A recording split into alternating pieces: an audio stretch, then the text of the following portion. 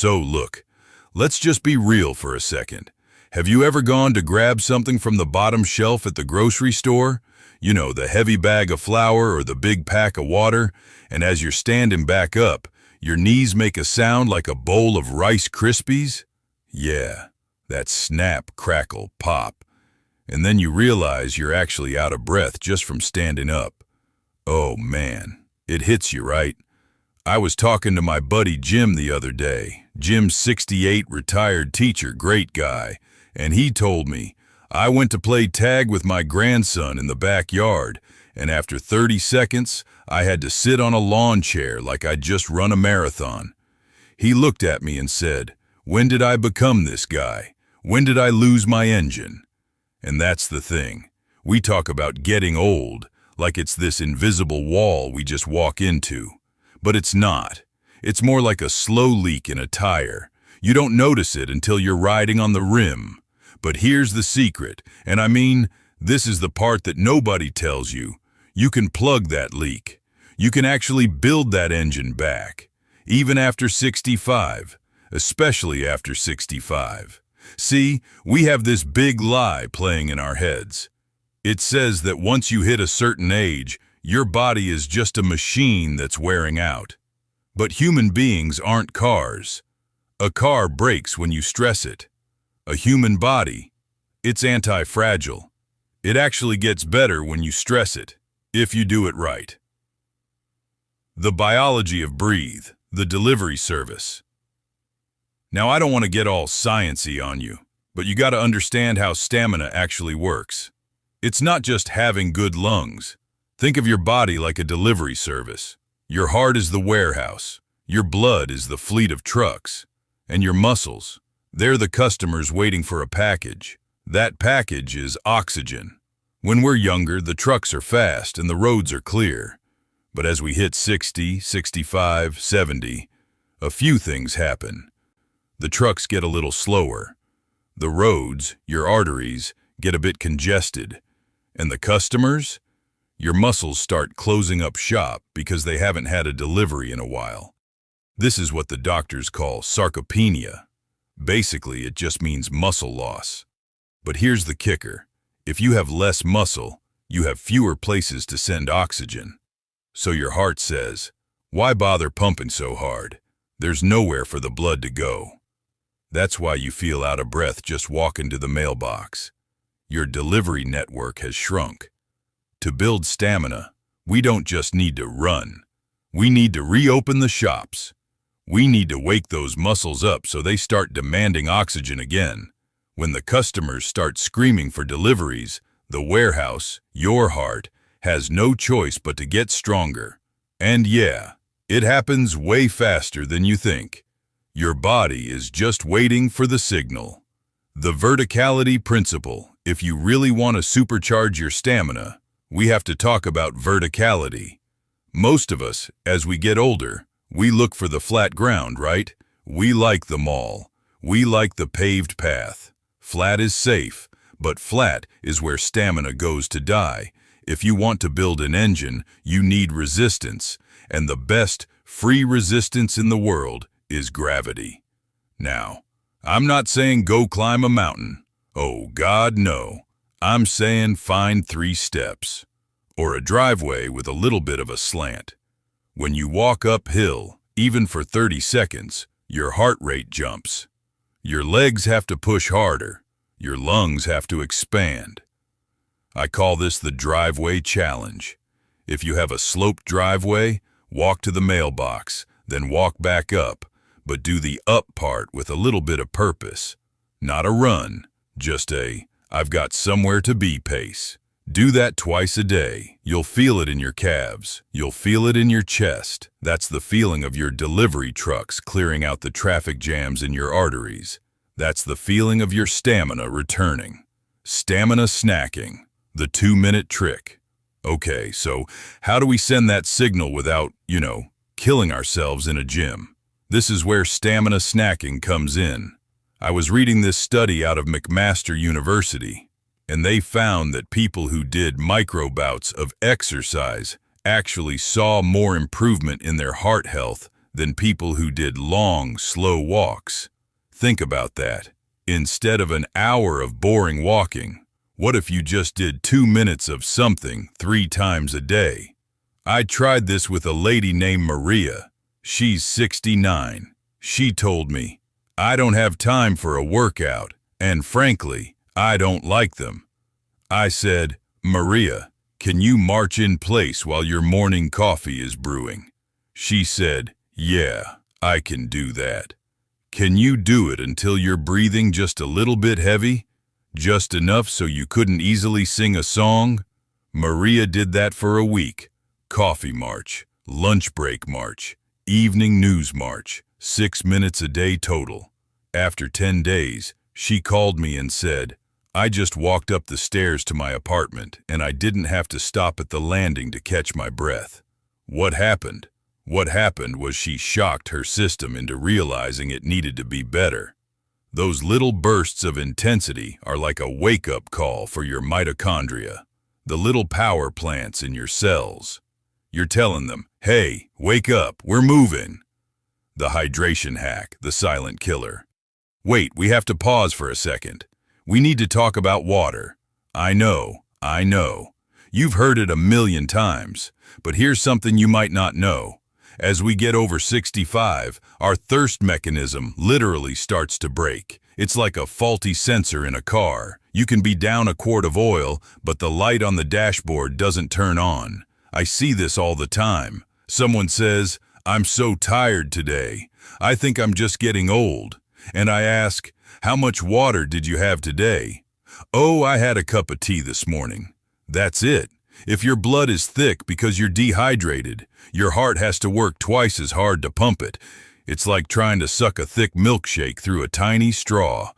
No wonder you're tired. If you want instant stamina, drink a big glass of water right when you wake up. Before the coffee, before the toast. Thin out the blood. Make it easy for your heart. I had a guy named Ted who thought he had chronic fatigue. Turns out he was just wilting like a plant. We got him on a hydration schedule, glass of water every time he went to the bathroom. And within 3 days, he was back in his wood shop for 4 hours at a time. The box squat. Strength is stamina. Okay, let's talk about the single most important exercise for someone over 65. If you do nothing else, do this, the box squat. Now, don't let the name scare you. A box is just a fancy word for your favorite sturdy chair. Stamina, like we said, is about muscle. And your biggest muscles? They're in your legs. These are the big customers for your oxygen delivery service. Stand in front of your chair. Keep your chest up. Look at a picture on the wall. Now, sit down slowly. Don't just plop. Control it. Touch your butt to the seat. And then, without using your hands, stand back up. Try to do 10 of those while you're waiting for the evening news to start.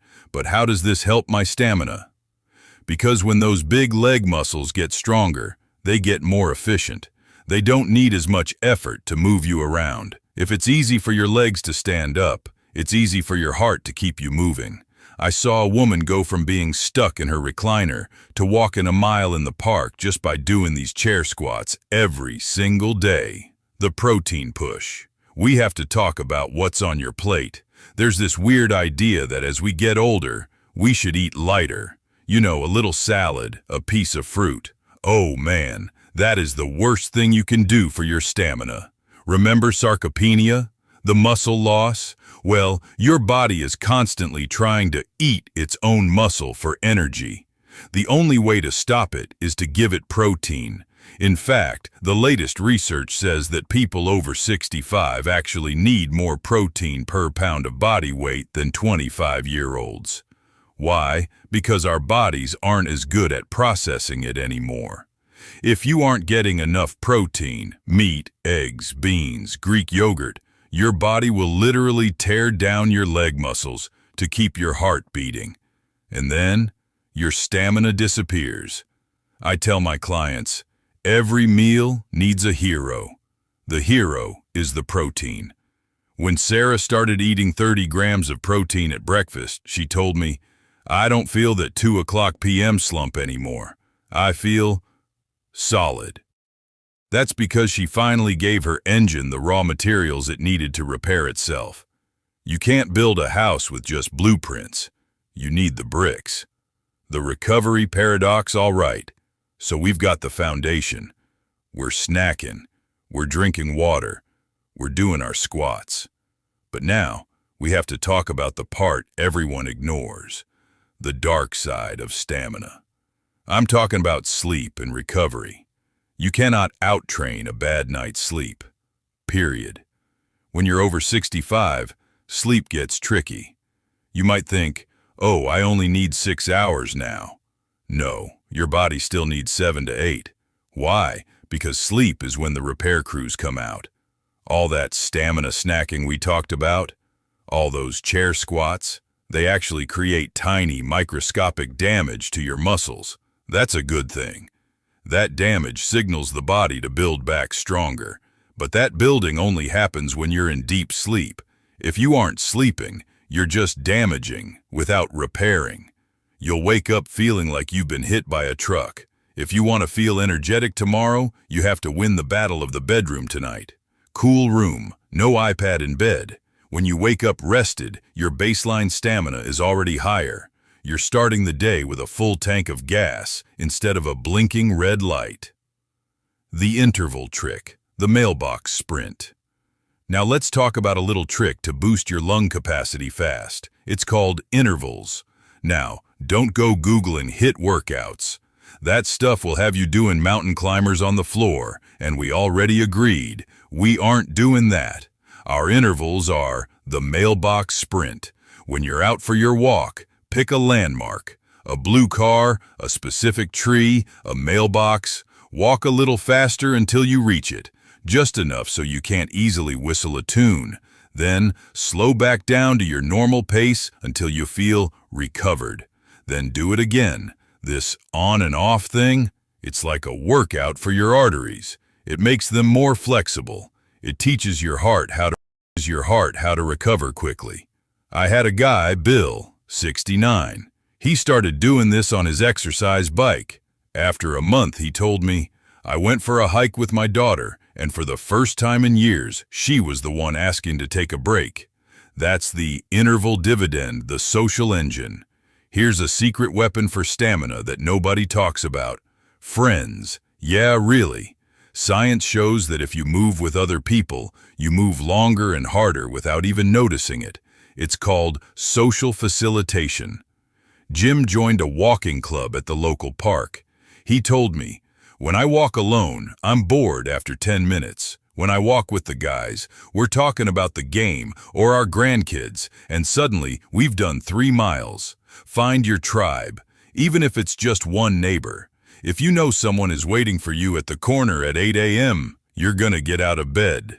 And the laughter. Laughter actually improves your oxygen intake. It's like a mini workout for your lungs. So, go out there, get moving, and tell some bad jokes. It's all part of the plan. Managing the ouch, good vs bad pain. We have to talk about the elephant in the room, the pain. Yeah, things hurt. I woke up yesterday, and my left shoulder was sore. Why? I don't know. I must have slept on it wrong. At 65 plus, your body is like a vintage car. It's got character, but the suspension is a bit touchy. So, how do you build stamina when your back is cranky or your hip is acting up? First, you gotta learn the difference between good hurt and bad hurt. Good hurt is that dull ache in the muscles. It's like, yeah, we did some work. Bad hurt is sharp. It's, ouch, stop doing that right now. If it's bad hurt, you listen. You don't push through it. We're smarter than that. We pivot. If your knees hurt today, okay, no walking. We're gonna sit in a chair and do air boxing. Yeah, just punch the air. Get the heart rate up using your arms. It works. Your heart doesn't know you're sitting down. It just knows the blood needs to pump. The advanced mindset, persistence over perfection. Stamina isn't a destination. You don't arrive at fit and then just stay there. It's a practice. There will be days when you feel like a superhero. There will be days when you feel like you're made of lead. On the lead days, you don't quit. You just do less. You do the micro bout. The goal isn't perfection. The goal is persistence. At 65, 75, 85. The biggest enemy isn't age. It's the "I'll start tomorrow" trap. Don't start tomorrow. Stand up right now. Stretch your arms over your head. Take a deep breath through your nose. Fill up those lungs and let it out slow. There. You just improved your stamina. Building stamina after 65 is the ultimate act of rebellion. You're telling the world and yourself that you aren't done yet. You've got miles to go. You've got dances to dance.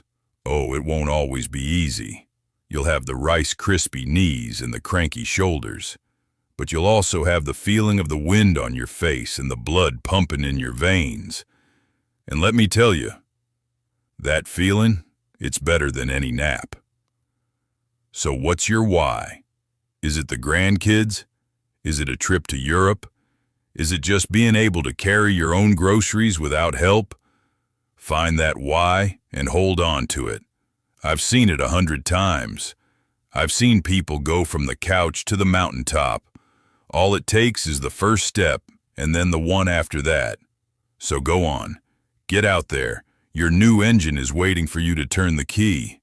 And hey, if you see Jim out there playing tag, tell him I said hi. Thanks for hanging out with me. This was a blast. Now go for a walk. Yeah, seriously, go on.